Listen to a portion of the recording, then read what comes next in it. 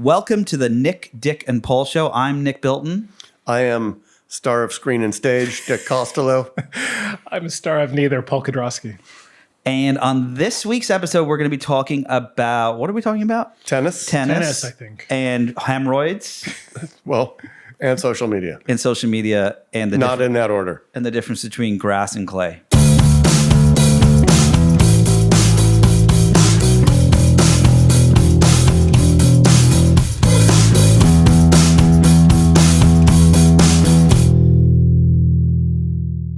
Why am I explaining what is Hollywood to you? What is Paul? Are you gonna now tell me Just something? The random guy? The random bits of things guy. Wait a minute. You don't know this story? Robert Altman, the player, the first shot, the long single tracking shot in the player. You don't know it?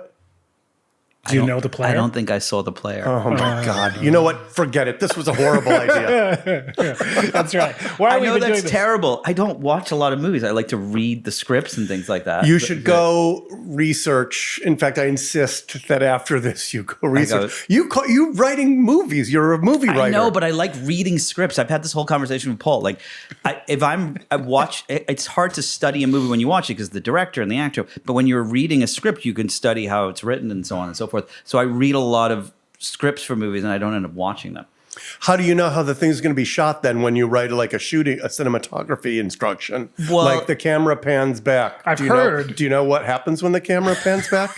Or do you just say that? I've heard these things happen. I haven't actually seen them in I thought we were supposed to be talking about hemorrhoids. Hold on. Let me ask you a question. Yeah. Do you know what a smash cut is? I do know what a smash. I love a smash cut. I love a match cut. A match cut is the best kind of cut.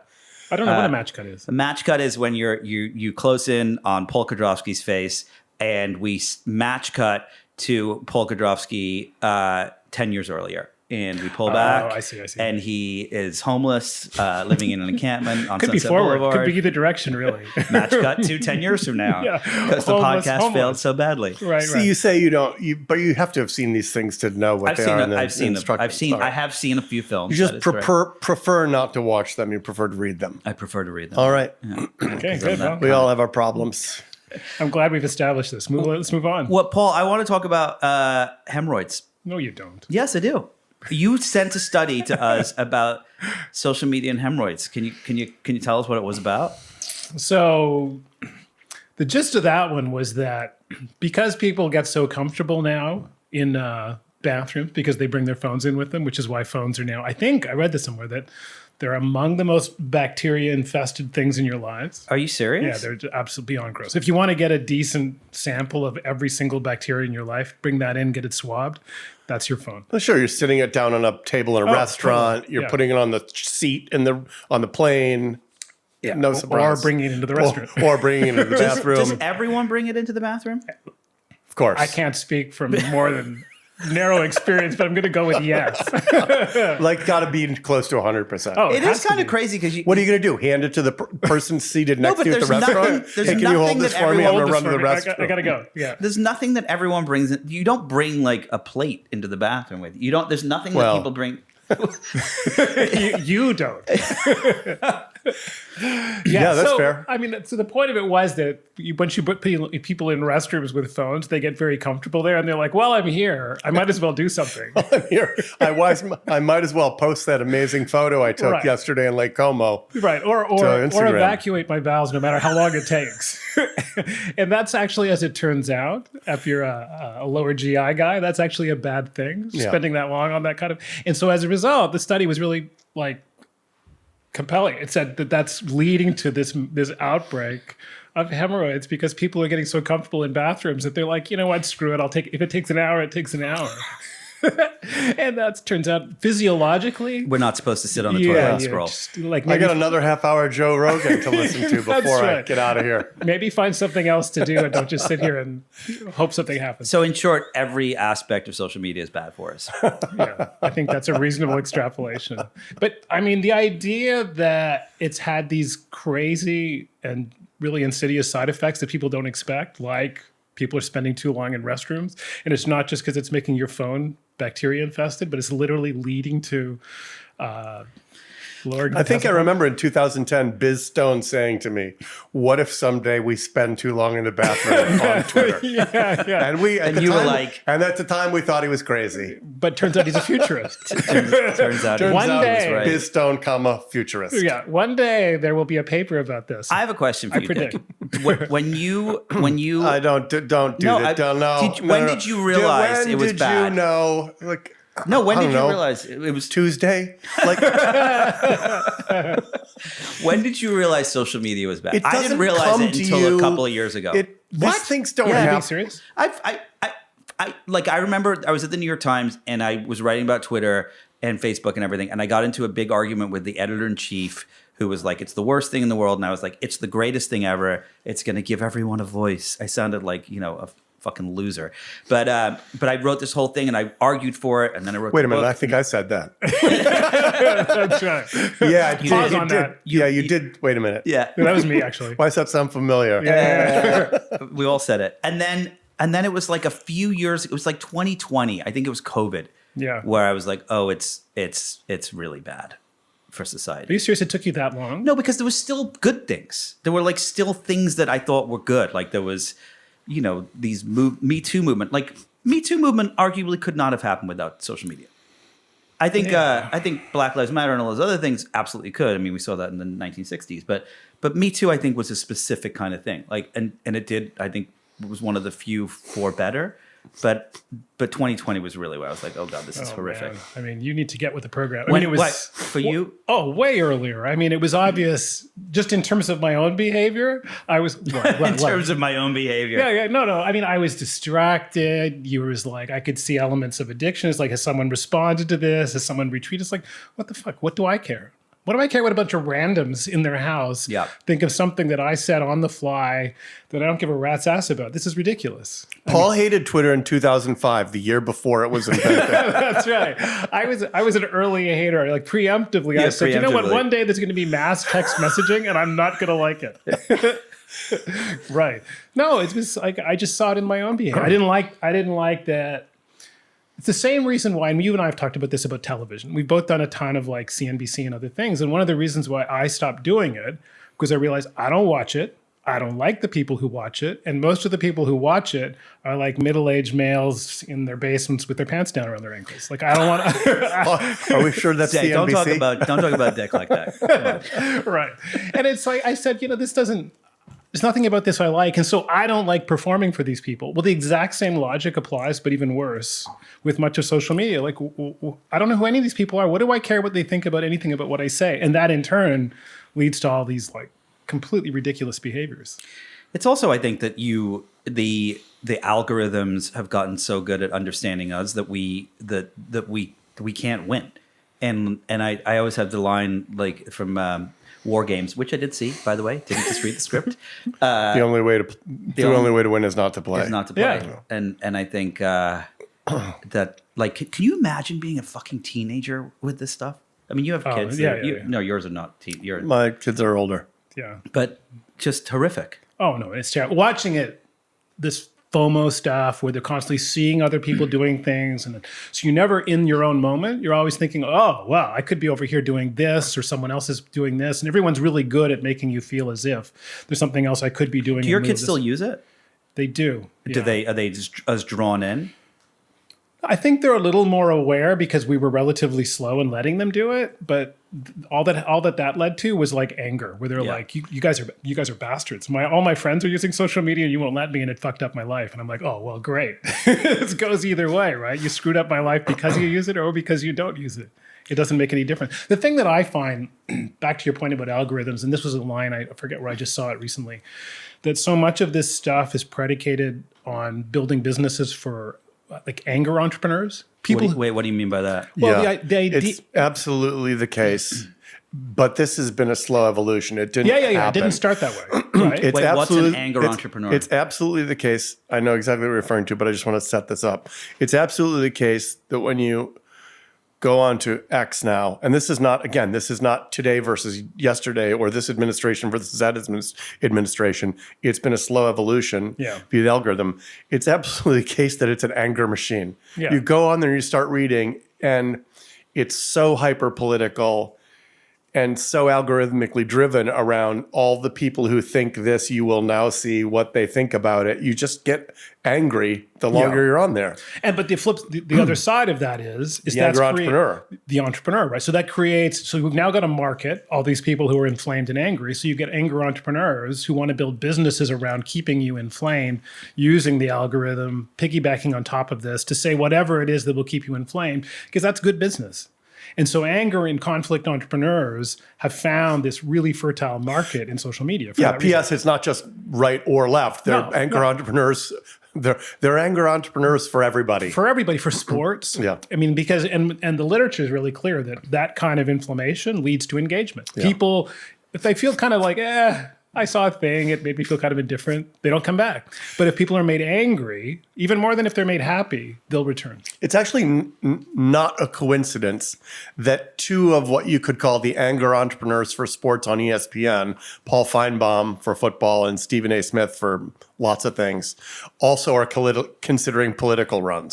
Right. Oh, are they really? Yeah. Yeah, Wow. I saw that. Yeah. But it's the same motivation. You realize that I can ride that, right? They have no nuanced opinion. Everything is like, this guy's a jerk. These people are great. He should be fired yesterday. There's no nuance. Yeah. You're like, well, if they had actually made the field goal, they would have won. No, it's all, they're horrible. He's great. This one's stupid. It's all black and white. Do you guys think that is there an end to this? Or is it just, this is it? Heat death of the universe? No, does the next generation come along and be like, this doesn't make me feel good. The only way to win is not to play the game. Or is this just like, it's just the most inflamed people in society are going to continue to capture There's no sign of that. There's no sign of that. While there are some people, I agree there are some people who now realize, hey, you got to get off social media. The Sam Harrises of the world. It is also the case that when you walk through Soho in Manhattan on a Saturday, watch people walk into lampposts. You're 9 influencers deep walking down the street, and you're like, who is this person shooting this for? Here I am on Crosby Street, crossing the cobblestones, looking longingly over my shoulder with this particular Prada bag in my hand. Yeah. What are you doing? But there are 50 of them. Yeah. And for them, everything is content. Everything. Literally everything is content. I mean, I was watching, I was at a thing last weekend. That's a great point. Yeah. Everything is content. Everything is content. I was watching people not just film a race I was in, but people film the people filming. So it literally it's like a stack, right? It's a stack content for social media where you're filming and then filming the people who are filming, and then because you'll see that even with influencers, where it's like all these influencers are taking pictures of some famous Tokyo intersection. Well, now there's people who like to take pictures of the people who are standing in the middle of the intersection, filming the intersection. So it becomes this stressing me out. All right, well, no, it's really a fascinating human behavior, but I can't see how it extinguishes itself. One of my favorites is, and then there's the everything to me is content as an influencer. Right. And then there's the what I'm shooting and portraying versus what's really going on. I realize we've always known this, right, but it's now extreme. So for example, I was in a restaurant in Brooklyn. This is now 6-7 months ago. And there's a man and a woman, younger man and woman, maybe late 20s, a table next to me, and they get their food and the cameras come out, and I, look across the table and I laughingly say, Instagram eats first, and as they take their shot. But that's not and they take the shots of the food, and they've each got cocktails, and they're drinking the cocktail, but they're not eating the food. And they've gotten like 4 plates. Then they switch these 2 plates for these other 2 plates, start filming, get the wide angle shot of me and the person across from me, get the shot of just the food, then they put those aside, continue to drink, don't eat the food. They just and after a while ask for the check and get up and leave. Jesus. I was like, oh, it's way worse than I thought. Instagram Instagram doesn't just eat first. Instagram doesn't eats eat. and It's you on don't Ozempic. eat. And you don't eat. Yeah. Oh my goodness. They're probably on GLP-1s. What are you kidding me? This is Italian food. I can't eat this I stuff. can't eat this stuff, but I do have to have content. Yeah. But I need content, and I'm down 15 pounds in the last 5 days. That's really interesting. Yeah. What was it that happened with you at the U.S. Open with influencers? You were going to tell us about the this. tennis tournament. So I had the good fortune to go to a number of tennis tournaments this year, and they're super fun to watch. And the French Open, I would say, is the most tennis-y. Even over... How is one thing more I'm tennis-y all than right. the... Yeah. Give me a second to define tennis. They all right. have tennis balls and tennis rackets. Okay, fair question. You got Wimbledon. Yeah. First of all, forget the Australian Open. You can't go to Australian Open. That's like, it's like, I don't know. Not tennis-y It's enough. far. No, it's just far away. And it's also like that golf tournament where everyone gets drunk and hopes for a hole-in-one. Yeah. That's the one there. The Yeah, Phoenix the Phoenix Open. It's kind of the Phoenix Open. The of Australians tennis. drink while they're drinking. Yeah, they drink while they're drinking. Yeah. So, first of all, it's far. It's hard court. So you're like, well, I can go to the U.S. Open and see hard court. And it's the first one of the year. So they're kind of like, Yeah, I don't know. They're all injured and Wait, cranky. sorry to interrupt. Is there a difference in play when you're on a hard court versus grass and things like that? Oh, stop. I'm not a sports person. I don't even know. You're apparently not even a I don't movie even know person. what kind of ball they use. Yeah. I'm serious. They use a- genuine come on. question. They use a square ball Come in on. Australia and round the rest of the year. Look, it's a serious question. I don't. This is a ridiculous question. I am of course British. it's different. It's a what do you think could be like bounce a ball on concrete and then bounce it on grass But and you, see if if it you reacts know how to differently? hit a ball, you know how to hit a ball. Doesn't matter what it bounces on. I don't even know where to go with that. Yeah. You know what? Can we get another who can we get in to host this podcast? Yeah, I don't even know the difference. Keep Can we going. get someone in here who's What- seen a couple movies? I feel like I should have. Well, had when, tennis- all right, okay, when you talk okay. about things being more Tennessee that are tennis, Well, it's very that confusing. that wasn't where I was going to go with Tennessee. But first of all, clay, French Open, grass, Wimbledon. There are others, obviously, for all these, but from the majors, clay, French Open, grass, Wimbledon, hard court, U.S. The French Open is the most Tennessee, although Wimbledon people would disagree with me, because no food and beverage in the stadium. Okay.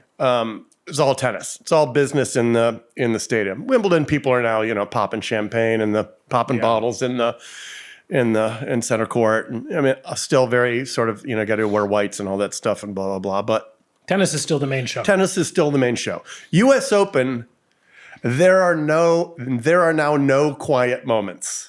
Between games, ads on the big screen and the video boards and the blah, blah behind the Cadillac logos on the net, ads all over the place, between points, between sets, between matches, like big music like there would be at an NBA basketball game or the Super Bowl or whatever.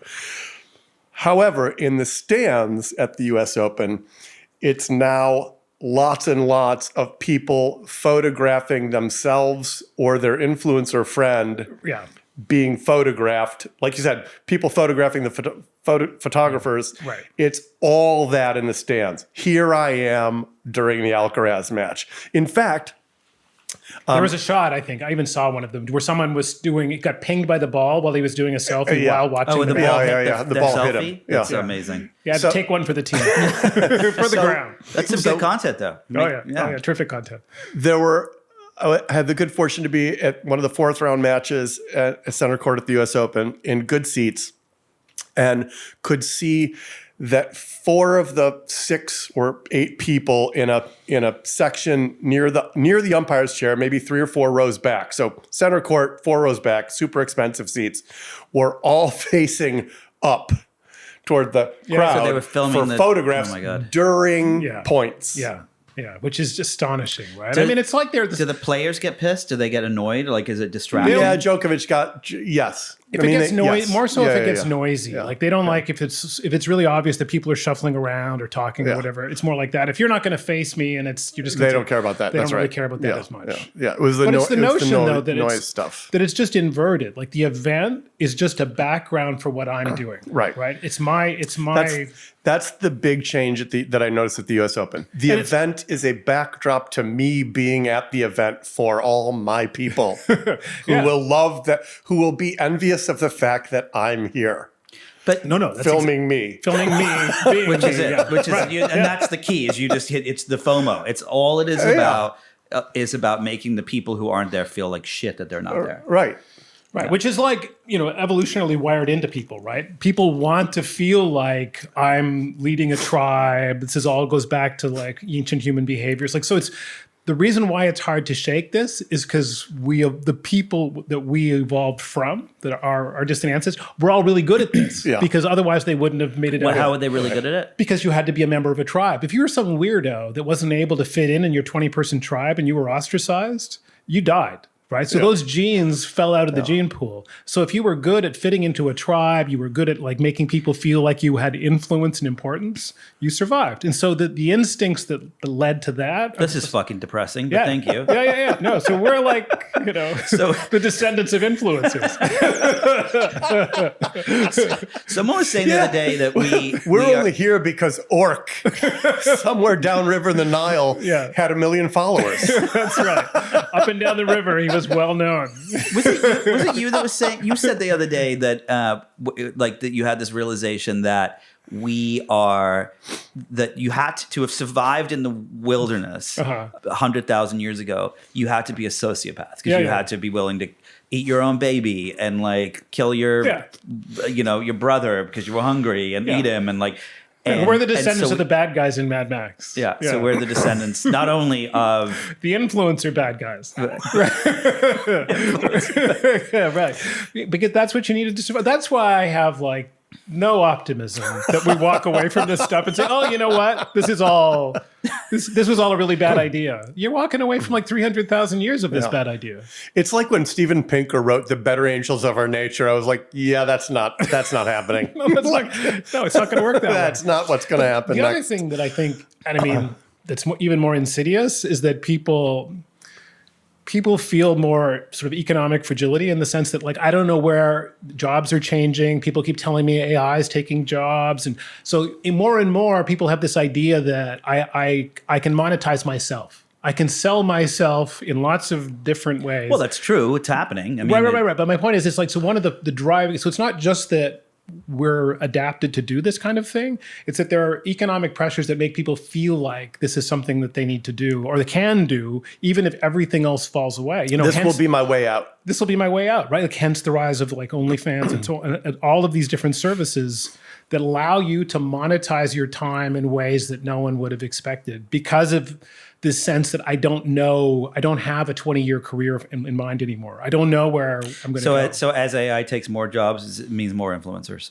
It means way more, vastly more, and more influencers of influencers, right? Because it's all going to get stacked. This idea that for absolutely one of the next generations of influencers will be someone who only tracks influencers. Right. It all keeps getting nested more and more. It's not just somebody who's built a giant audience like Mr. Beast. It'll be someone who's an influencer who monitors what influencers are doing, and then influencers follow them. And it's just going to become all the way down.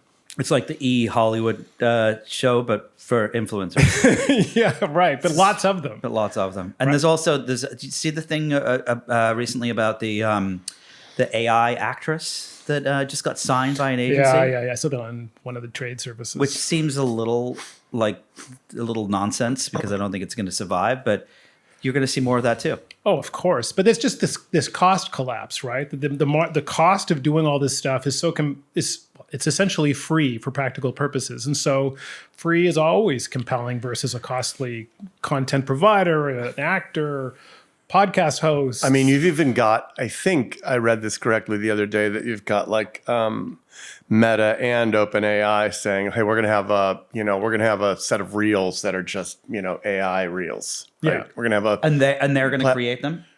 Or AIs will create them for us to watch, but it's also for their AIs to watch so they can learn more about. But that's why I think people get really there's this. You have more video to digest. There's this term that people use all the time, AI slop. This idea that everything's going to get there's this wave of crappy AI stuff that's coming on social media and everywhere else. Like a huge fraction of what's on social media is just AI generated. I get all of that, but I actually think that's a kind of a mistaken way to think about things. I actually think that, and I think I sent this to you guys the other day, but there's Electronic Arts was acquired Yeah. in a large transaction, Right. or is going to be by Silver Lake and some Yeah. others. But one of the reasons is $55 billion.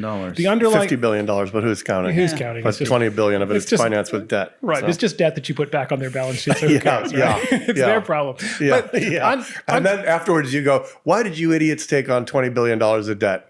Huh? Yeah. Can you fix that? Can you fix that? Yeah. But under the hood, what I thought was really interesting, Lucas Shaw at Bloomberg has some great stuff out over the last while talking about the dynamics of the gaming market where, and this was the stat that blew my mind, there's been a doubling in the number of games on Yep. Steam, which is one of the big game hosting platforms, Yep. just since 2020. There hasn't been a doubling in the number of people who play games. There's been a doubling in the number of games. So then you ask yourself, okay, why is that happening? Well, it's not because, more venture money is flowing in. It's because it's gotten cheap and easy to do games. Now, the reason why it's getting cheaper and easier is because of tools like AI. And the games are actually really, really good. They're really good games. So getting high ratings on places like Metacritic and others. And so the point is, worrying about all this crappy AI stuff is kind of a good problem to have because it's easy to say, oh, well, no one will use that, it's crappy. What's coming is lots of really cheap good stuff. And the really cheap good stuff is what's going to cause the really big consequences going forward, as evidenced by Electronic Arts owns like FIFA and a host of other franchises, and they can't make it work because they're facing this tsunami of actually really good games that in part are facilitated by people using AI tools and frameworks. It's just getting too, so what's happening, I think what I'm hearing Paul saying is EA is wisely seeing the writing on the wall, and okay, this isn't going to stop. Yeah. The doubling on Steam is going to be tripling, is going to be quadrupling, is going to be quintupling.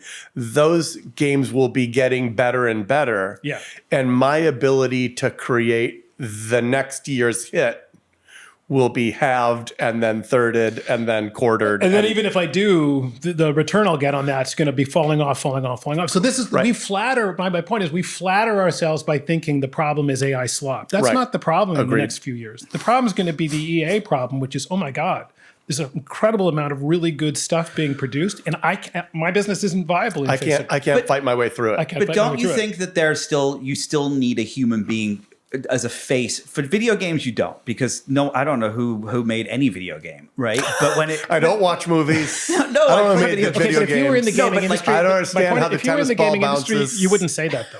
So that's you saying that. No, but the industry is as very a consumer star. of video games, The industry is very star obsessed. oh, you mean like the people that play? Oh, yeah. They know who creates stuff. They know who the engineers are. There's the John Okay, so then Carmacks and lots of others. maybe this will prove the point. So, okay, when Charlie Kirk got shot, there were like thousands and thousands of books, quote unquote books, that ended up on Amazon Kindle by the end of the day, right? That were all created by AI, and I'm sure some of them are probably pretty decent. Like they take everything and his history of his life and what happened in the events and so on. I'm sure that, but no one read them because there's no author behind them. And so I guess the question is I disagree with the last part of that sentence.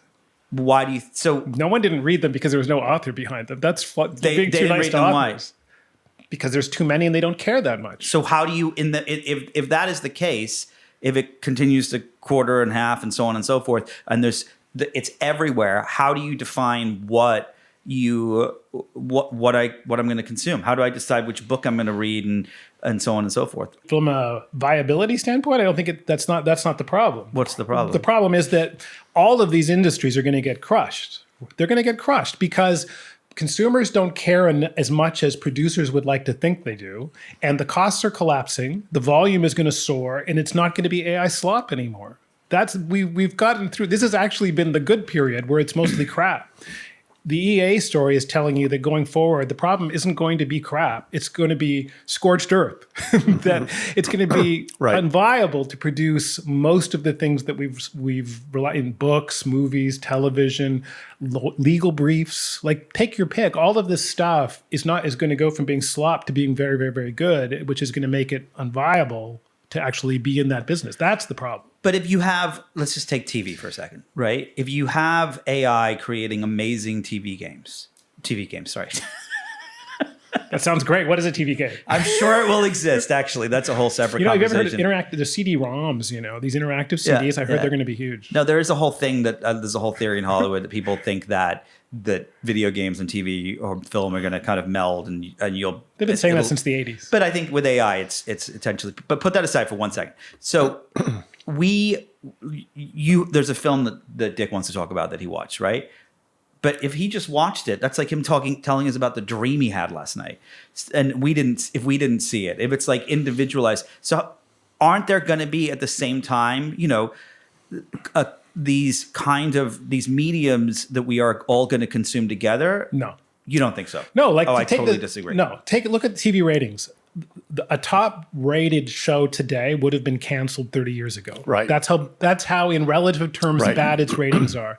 So that's because of this complete fractioning of the audience. Right. The audience is still out there, but they're watching 10,000 things. So a thing that's successful today. They're watching micro dramas. They're watching YouTube. They're watching 90,000 different things on YouTube. So this goes to your point, though, about a shared experience. There's no shared experience. As a matter of fact, the audience is so dispersed that everything out there today would have been canceled 30 years ago. Right. And this sort of follows obviously, but it's why the political spectrum in the U.S. is so, black and, it's so polarized now. It's because I'm getting it used to be we all watch Walter Cronkite at 6 p.m. and then everyone had the same information. Right. And now it's, what are you talking about? That's not true. Right. There's this dude, this podcast. There's this dude over here that just, that says that you're crazy and those things are all not true. And it sort of obviously follows and it's just getting worse. Right. Which goes back to this point that, no, I don't think there will be shared experiences at all. As a matter of fact, I think that we'll look back with some fondness. Fondness. But okay, look at Spotify, for example. The top, the top 10, do you remember the numbers? It's 46 million songs have 0 listens. Oh, yeah. And the top 10 have billions of listens. Yeah. And I do think we need those. And if you look at concerts, think about, go look through any newspaper. Anytime a new invention comes along, they're like, oh, people will never leave their house again. The phone, the phonograph, the this, that, the other. We have concerts that have 1 million people. We still want that shared experience. This is where I think that I have kids that are 8 and 10. And on a weekend, we're like, what the fuck are we going to do this weekend? And we try, is there a movie? Do you say that to your 8 and your 10-year-old? Yeah, what the fuck are we going to do this weekend? And they say, Daddy, you have to put $1 in the swear stop jar. swearing and hitting me. That's right. But they want to go to the movies. They want that experience. Do you like the way I took this? Oh, yeah. Hard left turn. Yeah. Well, that'll be the soundbite. Yeah. They want that experience of going to a thing. And so I just don't think I hear what you're saying, but I just don't believe that all collective experiences vanish. But that's a false dichotomy. It's not that he's not saying all. He's saying it's becoming more. It's the dispersed part is the dispersion part the part that matters. Periodically, that people will go to mass events is kind of irrelevant. Yeah, it's the rarity of the mass event that makes them viable. Right? Yeah. people want them because it's like, well, Taylor Swift may not be touring again for another. However long. Zach Bryan's in University of Michigan Stadium. I'm going to see. I'm going to that. But then those 110,000 people don't go home and watch the same TV show. No. They don't go home and watch Seinfeld anymore. They go home and this person's watching, She's Your Daddy, and this person's watching micro drama. And even if they're watching the same thing, they're not necessarily even watching it at the same time. Yeah, right. This is my favorite. It's like I'll talk to couples who are watching the same show, and I'm like, he's watching it in the morning. I watch it in the evening. It's because they don't even have to have time synchronization. I'm watching it under the covers while he's snoring. That's right. So no, I don't think that's the way it's going to play out at all. And the data suggests that's exactly what's happening, is that everything's becoming flattened, distributed, not time synchronized. And the events are the rarity, not those aren't the cultural touchstones anymore. But you'll still go to a tennis game. Yeah, can I say a couple more things about the interesting thing about the tennis this last year? Of course. Yeah. Here's 2 more interesting things. One, can I just go, please? I want you to interrupt me regularly. No, I just have to go back to the grass versus clay. Yeah. Versus hardcourt. I know Sinner is the best player, right? Is that Alcaraz is now number 1. Okay, let's just take Alcaraz. Is Alcaraz as good on all 3 of those courts? No. Oh. They play Paul Paul's rolling his eyes. Why? Listen, let me reframe my answer before Paul, the polymath, yells at me and gives me a statistic about Alcaraz's ability to hit return winners on the 3 different surfaces. Correct. The 3 surfaces play to your strengths, to a player's strengths very, very differently. Serve speed works better on grass where the ball skids off the grass and it's faster. Clay slows the ball down, so there's less serve and volley. You're playing these long baseline rallies where the ball is going slow enough to be able to be speedy serves can be returned, et cetera, et cetera. So generally speaking, the 3 surfaces tend to result in very, very different semifinals, quarterfinals matches. In this world, though, now where Sinner and Alcaraz seem to be so much better than everybody else, it's kind of like I don't know, whatever you want to call it, the Federer, Nadal area of, they're going to be in the finals in all 3 of them. Right. But the 3 surfaces are very, very different. They're very different, but the weird thing is those players are the dominant players on all the surfaces, Correct. which is historically really unusual. Right. And so what's interesting is you're seeing this now for the first time in a couple of sports. For the first time, actually, in cycling. In cycling, historically, there was people who were really good at multi-day stage races like the Tour de France, and there were people who were really good at one-day races like Paris-Roubaix, where you go banging along on cobbles and whatever else. And those two groups of people were very different.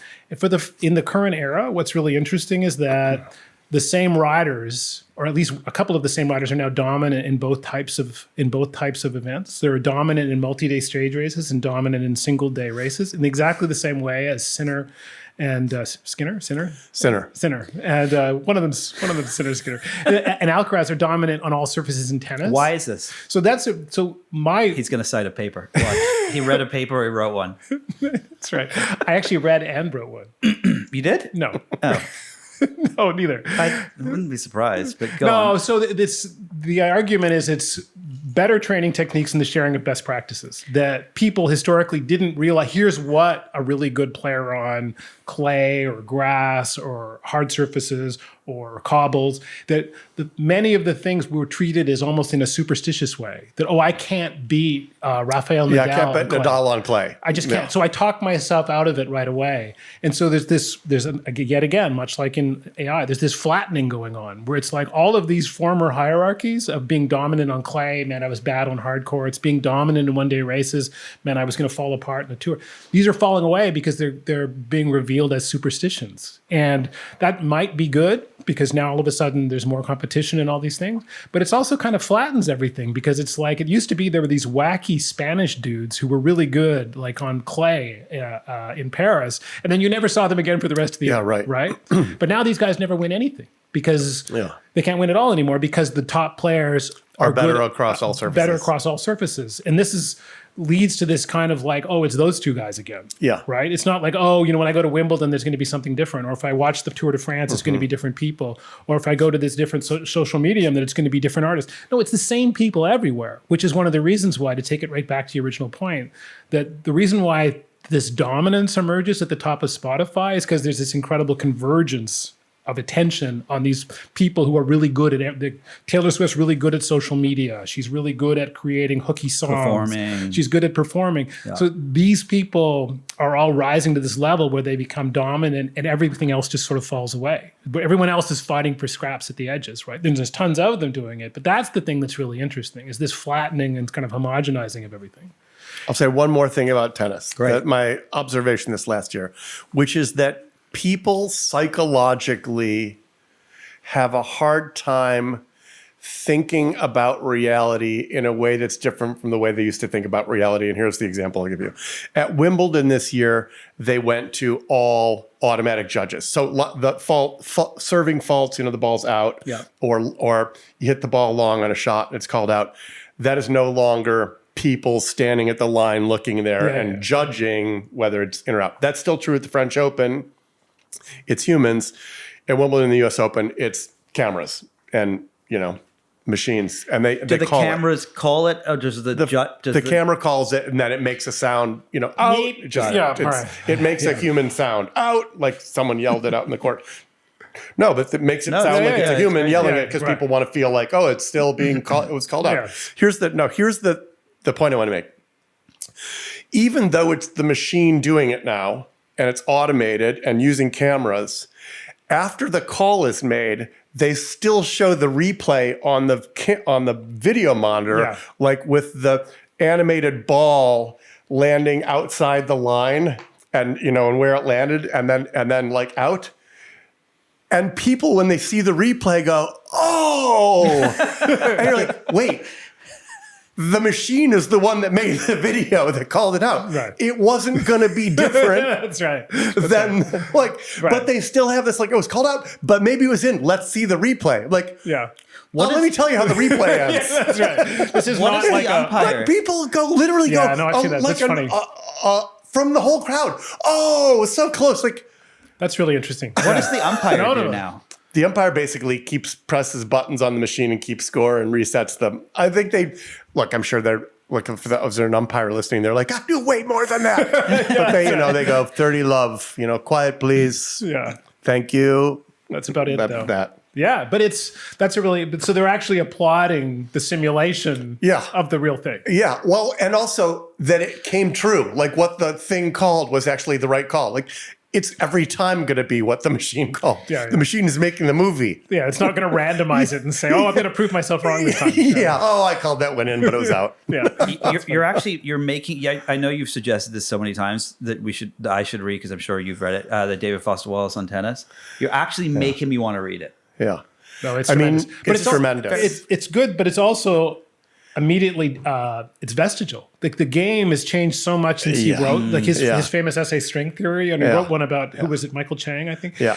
And these players wouldn't have survived in today's game, right? So the game has changed a lot since, because he was a college player, David Foster Wallace. And then he wrote about Michael Chang, who was this American sort of they were called power baseliners, guys who stand at the back of the court and whack the living crap out of the ball. Rip the ball. Just rip the ball from the back. But those guys didn't come forward. They wouldn't go to the net and play. And again, back to this idea of the flattening of the sport. Everybody does everything. Yeah. No one sits at the back anymore. The Michael Changs don't exist because you can't sit at the back and just whack it. You also have to be able to sprint to the net and do a drop shot. Yeah, Sinner and Alcaraz are both the hardest hitting, two of the harder hitting guys from the baseline, but also remarkable at coming forward and playing serve and volley. Right. So, should we do a media of the week? We want to start this thing where we do like a media but you had something you wanted to talk about. It film could be or a book. Well, I saw, and you have a book you want to talk about too. yeah, but I just won't shut up about it. Though, Yeah, well, that's probably a whole episode. But okay, I'll still talk about it. let's hear Dick. I saw One Battle After Another, and first of all, you will be pleased to know it's at least loosely, maybe more than loosely, based on Thomas Pynchon's Vineland. Yeah, yeah. And it's Paul Thomas Anderson. I keep on wanting to say, like, anytime it's three names, I almost always interject some other person's name as the middle name. I almost said Paul Wes Anderson. Anyway, Paul Thomas Anderson. That's close. There Will Be Blood and Boogie Nights and many others. Yeah. Writer filmmaker. Yeah. And it's awesome, and the acting is awesome. I mean, Sean Penn will certainly be nominated for Best Supporting Actor, and without having seen any of the other films that may or may not come out the rest of the year, I mean, he's exceptional, and as is Benicio del Toro and DiCaprio and the rest. It's great. It's a great movie, and the cinematography is amazing. But is it long? A great movie. Is it long? It's very long. Yeah, that's my concern. See how mundane my concerns are. I remember one of my favorite. What kind of snacks did you have? One of my favorite. Was there a craft truck? Yeah, one of my favorite reviews of the book 100 Years of Solitude was. I couldn't help thinking whether 38 Years of Solitude might have been a lot better. It would have been better, right? One of my favorite books, by the way. But no, it's 2 hours and 45 minutes, but it's very fast moving. Really? There's not a lot of, there's not a lot of, let's pause to go reflect on these, the villain's origin story. Like it's fast moving. It's well shot and The book's fantastic. great stoner book stuff. It's a great stoner book. Yeah, it's very closely aligned to, I would say, the book. I don't know how much he would say he based it on Vineland, but it's right there. But I read that. Did Paul Wes Anderson option the book? You're gonna make me start. Did he option it, or is I this don't just know. an inspiration? Don't start in with me on the Hollywood I actually think it was. terminology. I think it stuff. actually was optioned. Oh, you do? Okay, I got don't it, know what got that it. even means. Did he option the book? Paid for it, as opposed to saying, "I read this and it made me think of this." Oh yeah, right. Okay. Oh yeah. Okay. That's a very good explanation, by the way. Yeah. He just paid to say, "Look, this is basically Vineland the movie." Okay. I think get that it. was the book that he wrote. He won the National Book Critics Award, and he went into hiding because he didn't want to collect the award. So he ran to Mexico and was hiding. This is Pynchon. He was hiding in Mexico, and then he didn't like being in Mexico, so he went and hid in Northern California. And he said, "Well, screw it, I have to write a book now." So I think he wrote Vineland while he was in hiding from the National Book Critics. That's amazing. Amazing. I haven't read Vineland. Oh, it's great. It's great. Yeah. Yeah, it's like Zoid Wheeler. Zoid Wheeler. Zoid Wheeler. Yeah, Zoid Wheeler's the hero, if you will. Yeah, it's like if The Big Lebowski was a spy movie. Yes. Yeah, it's What actually was good. Another good. Great. You should write little summaries on Rotten Tomatoes on or something. Or tweet things. Yeah, or tweet things. What was Yeah. was there something? Was it like a uniquely different film, or was it just? You that know, it I was- would never see your tweet because the algorithm would surface it because it doesn't it's not induce angry anger. You enough. have to say like, Fuck it's like if Paul the Big Wes Anderson. It's as Yeah, if Big or whoever he Lebowski is. was a spy movie, and also you're an asshole. That's right. Yeah, that's right. And with Middle finger emoji. Yeah, some yeah, political hashtag. yeah, right, Yeah, it would be perfect. right, yeah. Wait, so was there something? Was it just a good movie, or was there something that was like the way That's it was not enough? shot? Like, I just am curious. Like, You were said very media of the week. I know, but it's not That's just. media. Yeah, that is But media. was there something about was it good. that you were like? Yeah, it was Like, good. for example- I don't know. I liked it. For example, I saw Sinners. Did you see Sinners yet or no? I don't like horror movies. It's not a horror movie. It is a horror movie. I only made it through the first 15 minutes. Oh my god, the musical I don't like horror movies. I'm integration. just not a horror movie guy. Like at some I'm point, not a you're horror like, movie guy someone's either. going to get stabbed in the throat, and I don't want to see that. I don't think I made it to the horror part. Is there horror in the first 15 minutes? I wasn't No, paying it's close the attention. first act. The there's first act there's is the almost build never up. horror in the first 15 minutes. Yeah. You got to build They're up going to to the draw you in stabbing. and make you care Yeah, first. yeah. I hate horror too, but Sinners, the musical numbers were phenomenal. It was like unlike anything I'd ever seen before. Is that what you were looking for from me? The musical numbers? I thought you were looking for like a political Or the insight. mash- or No, something. but I if love there the was like mash some cut. cool way they shot Yeah. it with a smash There was cut, no match cuts. smash cuts and match Smash. cuts, and Yeah, it was shot very. very well. There are a couple scenes in the movie where I don't normally pay attention to. Oh, that's remarkably shot, and it's actually building the tension. And there are a few points in the movie where like this is. Like I'm getting more stressed out just from the cinematography, which was great. I mean, the points in the movie where it's trying to build the tension and the filmmaking, not the character action, does it. I'm excited to see it. I don't believe in Have you movies. seen it, or you're not going to I make don't it through the believe in first 5 movies. minutes? No, I won't make it through. Yeah, you will. It's great. Really? Yeah. It's so hard. I've tried. It's like- Don't be you so know what it is? pedantic. You can go watch a movie. no. It's just Go like, at like noon. You'd have to go at like 9 p.m. and then you're like, oh, it's midnight. I'm tired. yeah. Go at noon. Maybe I'll go to a My- news show. What do you have to do between noon and 3? No, watch movies. That's all I Tweet. do. And not tweet. I do a lot of not tweeting. Yeah. My niece, I asked her if she saw Dune, and she said she was like, "Yeah, I watched the 15-minute version." I was like, "What? What's Oh, the yeah, 15-minute yeah, yeah. version?" She's like, "Oh, they cut them. Someone will download and cut them up and make them into 15 little short clips on TikTok." That's what I watched. And that's how So that's what you could do with a Paul Wes Anderson movie. the Paul Wes Anderson. No, movie. you got to see. You can go see the movie. It's an easy start to finish. I meant to watch a movie the other day, but I didn't.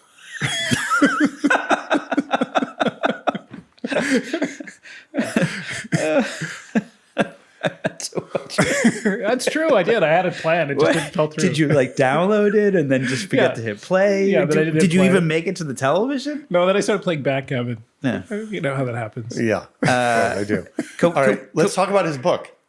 Should we talk about the book, or you want to wait, No, wait, I can wait just, for a whole episode? no, for I'll that? talk. But I'm just going to say, like, Yeah. it'd be great to get him on sometime. So the book that I've been like, You've been talking this book up for a I've while. been obnoxiously Yeah. pushing it on people. You're usually here's a book and pass it. You know, full if you of don't, words, if you don't you might like if it. you don't like it, see ya. But this one, you're Yeah. And it's, for me, this is Stephen Kay's book on immortality. And what I liked about it is I'm not a big fan of these big history, like Guns, Germs, and Steel, the Jared Diamond stuff, these big history books that, that's how the universe works, because usually it's just not how the universe works. But this book, what I liked about it was he has this really compelling explanation for why most of the fucked upness of humans, in terms of why did he do that? Why are people acting this way? And a lot of it under the hood, dating back 300,000 years, is this doomed quest to live forever. And it takes 4 different forms, he argues in the book. There's the don't die version, which we are all seeing all over again. And he wrote this before Brian Johnson started doing his don't die movement.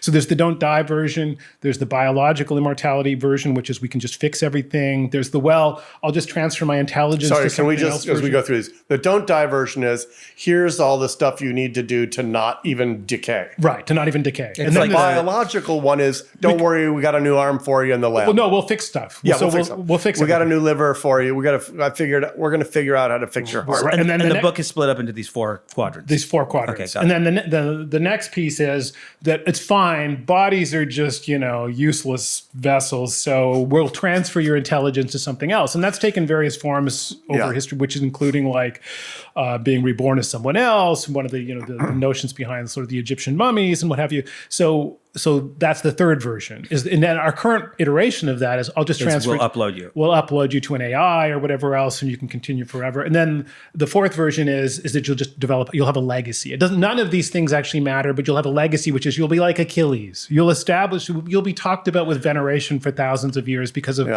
all of the influence.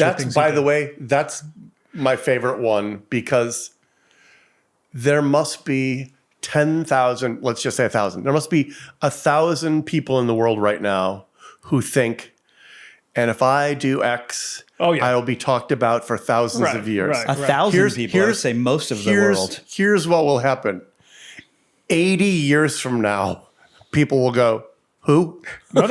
Oh, yeah. But you see, like that. Like that. In the snap of a finger, it's over. well, he cites the stat in the book that there's some like that's like 70 years later, pretty much uniformly everyone's forgotten. It's about a 70-year. Does he argue? How does he argue for these things? Does he just, or is it just a historical look at like this is what's happened in the future and this is what's going to happen? So it's a look at how these things are drivers of all these human behaviors, from religion, everything, to tech utopianism, to the rise of the medicalization of human life, where we're constantly trying to treat things, and as a result, people spend more lives living with morbidity, meaning that you're ill where our lifespans are longer, but we spend the last 20 years ill. This mortality versus morbidity paradox. So he talks about each of these pieces as drivers of it, as doomed attempts to quest after more, and it's been a driver of human behavior for 300,000 years, and it's really compelling. It's just a wonderful book on that. Does he have any theories on like what's next and how it's playing out now? It's going to persist. All 4 will persist.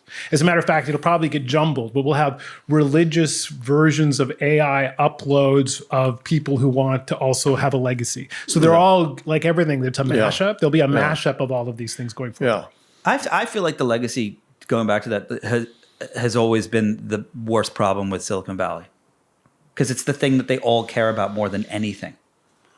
Like, and as Paul said, you're going to be forgotten about after 70 years. And it doesn't matter which one of you it was. Best-selling author, plumber. It's going to be the same. 70 years, it's all over. Yeah. So, but I just found it like for the first time, someone had really captured all of these moving parts and put it together in a way where it's like, I completely see how and this is the point he makes over and over, that it was adaptive. It was super important to have that, as in our evolutionary quiver, that you could actually fall back. Oh, this is why we're all together, because we all believe in these things. We all believe in this, the immortality of the soul, or we all believe in this.